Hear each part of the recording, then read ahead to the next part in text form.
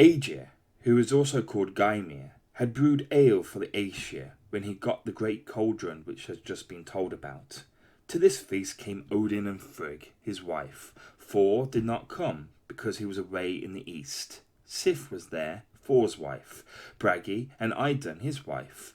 Tyr was there. He was one-handed, for Fenrir the wolf tore his hand off when he was bound. There was Njord and his wife Skadi, Freya and Freyr, Vidar, son of Odin. Loki was there, and the servants of Freya, Bilgvir and Bela. Many of the Aesir and elves were there. Aegir had 2 servants, Fimafeng and Eldir. Shining gold was used instead of firelight. Ale went round by itself. That was a great place of peace. People praised the excellence of Aegir's servers. Loki could not bear to hear that, and he killed Fimafeng. Then the Aesir shook their shields and shrieked at Loki, and chased him out into the woods, and they set to drinking. Loki came back and met Eldir outside. Loki greeted him. "Tell me, Eldir, before you step a single foot forwards, what the sons of victory gods here inside talk about over their ale." "They discuss their weapons and their readiness for war, the sons of the victory gods. Amongst the Aesir and elves who are within, no one has a friendly word for you. In I shall go into Aesir's halls to have a look at that feast. Quarrelling and strife I'll bring to the Aesir's sons, and thus mix their mead with malice. You know, if in you go into Aegir's halls to have a look at that feast, if accusation and scandal you pour over the loyal gods, they'll wipe it off on you. You know, Eldir, that if you and I should contend with wounding words, I'll be rich in my replies when you say too much." Afterwards, Loki went into the hall, and when those inside saw who had come in, they all fell silent. "Thirsty I come to this hall, Loki, come a long way, to ask the Aesir that they should give me one drink of magnificent mead. Why are you so silent, you pride-swollen gods, that you are unable to speak? Assign me a place to sit at the feast, or tell me to go away." "A place to sit at the feast the Aesir will never assign you, for the Aesir know for whom they should provide their potent feast. Do you remember, Odin, when in bygone days we blended our blood together? You said you'd never imbibe beer unless it were brought to both of us. Get up then, Vidar, and let the wolf's father sit down at the feast, lest Loki speak words of blame to us in Aegir's hall." Then Vidar stood up and poured a drink for Loki, and before he drank he toasted the Aesir. "Hail to the Aesir, hail to the Aesinois, and all the most sacred gods, except for that one god who sits further in, Bragi, on the benches. A horse and a sword I'll give you for my possessions, and Bragi will recompense you with a ring too, so you do not repay the Aesir with hatred. Don't make the gods exasperated with you. Both horses and arm rings you'll always be short of, Bragi.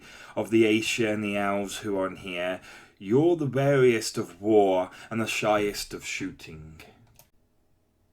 I know if I were outside, just as now I am inside Aegir's hall, your head I'd be holding in my hand. I'd see that as reward for your lies. You're brave in your seat, but you won't be doing that. Bragi, the bench ornament. You go and fight if you are so furious. The truly bold man doesn't think twice.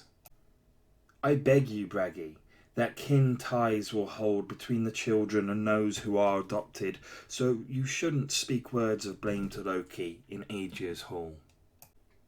Be silent, Idun. I declare that of all women you are the most man-mad, since you wound your arms washed bright around your brother's killer. I'm not speaking words of blame to Loki in Aegir's hall. I'm quietening Bragi, made talkative with beer. I don't want you two angry men to fight. Why should you two Aegir in here fight with wounding words? Isn't it known of Loki that he likes a joke, and all the gods love him? Be silent, Geffion. I'm going to mention this, how your spirit was seduced. The white boy gave you a jewel, and you laid your thigh over him. Mad you are, Loki, and out of your wits when you make Geffion angry with you, for I think she knows all the fate of all the world as clearly as myself. Be silent, Odin. You could never apportion war fortune amongst men. Often you've given what you shouldn't have given, victory to the faint-hearted. You know if I gave what I shouldn't have given, victory to the faint-hearted. Yet 8 winters you were beneath the earth, a milch cow and a woman, and there you bore children, and that I thought the hallmark of a pervert.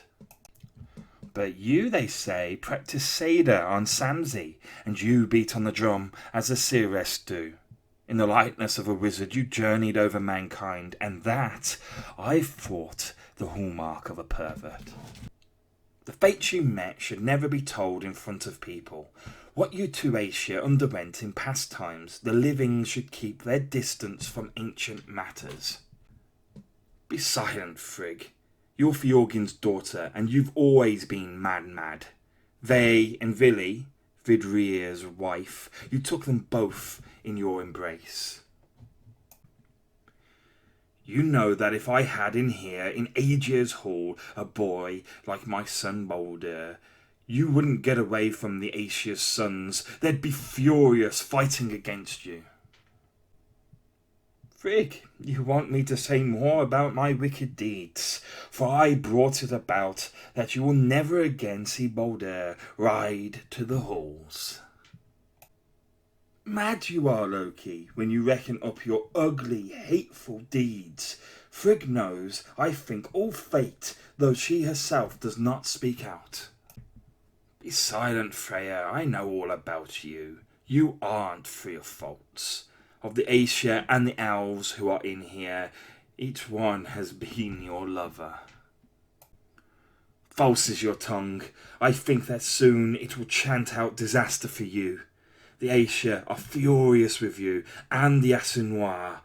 You'll go home discomfited. Be silent, Freya. You're a witch, and much imbued with malice. You were with your brother.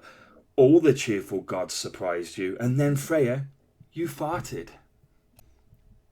That's harmless if a woman has a husband or a lover or one of each.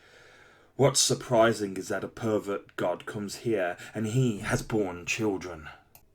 Be silent, Njord. You were sent from here eastward as hostage to the gods.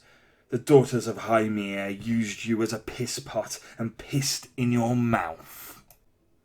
That was my comfort, when I, from far away, was sent as hostage to the gods, that I fathered that son whom no one hates and is thought the protector of the Aesir. Stop now, Njord. Keep some moderation. I won't keep it secret any longer. With your sister, you got that son. Though, that's no worse than might be expected. Freya is the best of all the bold riders in the courts of the Aesir. He makes no girl cry, nor any man's wife, and looses each man from captivity. Be silent, Tyr. You could never deal straight between two people. Your right hand, I must point out, is the one which Fenrir tore from you. I've lost a hand, but you've lost the famous wolf. Evil brings pain to us both. It's not pleasant for the wolf, who must in shackles wait for the twilight of the gods. Be silent, Tyr.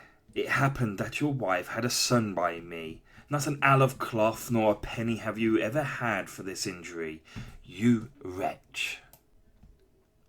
A wolf I see lying before a river mouth, until the powers are torn asunder. Next you shall be bound, unless you fall silent, smith of evil. With gold, You had Gymir's daughter bought, and so you gave away your sword. But when Muspel's sons ride over Mirkwood, you don't know then, wretch, how you'll fight. You know, if I had the lineage of Freya, and such a blessed dwelling, smaller than marrow I'd have ground that hateful crow, and mangled all his limbs into pieces. What's that? Little creature I see wagging its tail, and snapping things up snappily. At Freya's ears you're always found, and twittering under the grindstones. Big Veer, I'm called, and I'm said to be busy by all the gods and men. Thus I'm proud here that Odin's sons are all drinking ale together. Be silent, Big Veer. You can never share our food amongst men, and in the bench straw they can never find you when men are going to fight. Drunk you are, Loki, so that you're out of your wits. Why don't you stop speaking? For too much drinking affects every man, so he doesn't notice his talkativeness. Be silent, Heimdall, for you in bygone days a hateful life was decreed. A mucky back you must always have, and watch as guard of the gods. You're light-hearted, Loki. You won't for long play with your tail wagging free, for on a rock edge with your ice-cold son's guts the gods shall bind you. You know, if on a rock edge with my ice-cold son's guts the gods shall bind me, first and foremost I was at the killing when we seized Thiazi. You know, if first and foremost you were at the killing when you seized Thiazi. From my sanctuaries and meadows, cold counsel shall always come to you.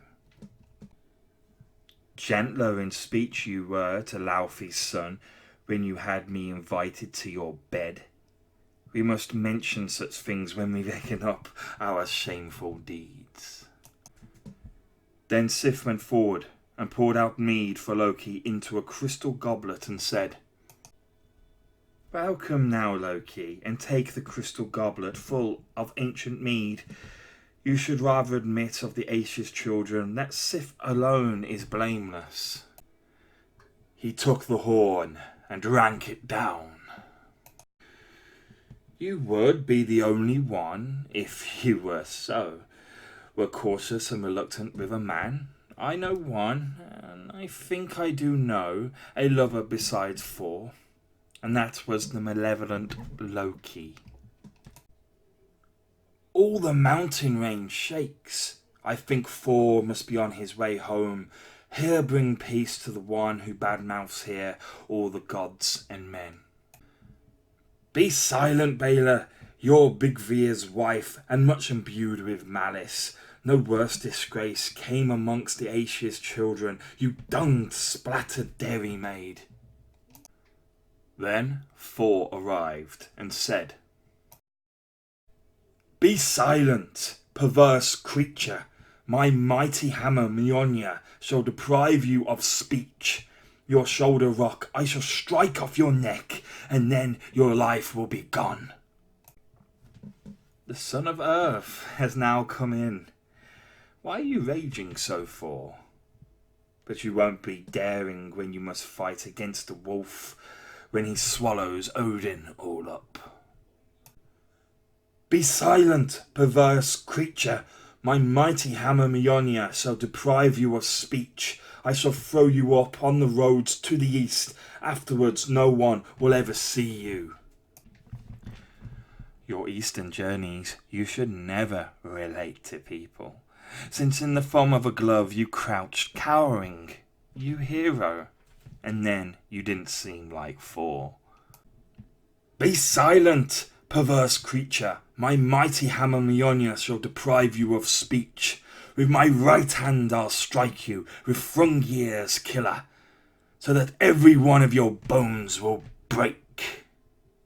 I intend to live for a good time yet, though you do threaten me with a hammer. Strong leather straps you thought Skrymir had, and you couldn't get at the food, and you starved, unharmed, but hungry. Be silent, perverse creature. My mighty hammer Mjolnir shall deprive you of speech. Hrungnir's killer will send you to hell, down below the corpse gate. I spoke before the Aesir. I spoke before the Aesir's sons.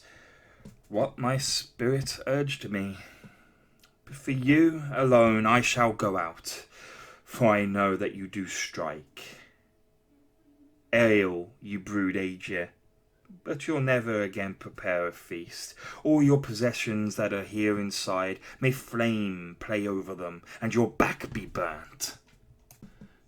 And after that, Loki hid himself in the waterfall of Hrungnir in the shape of a salmon.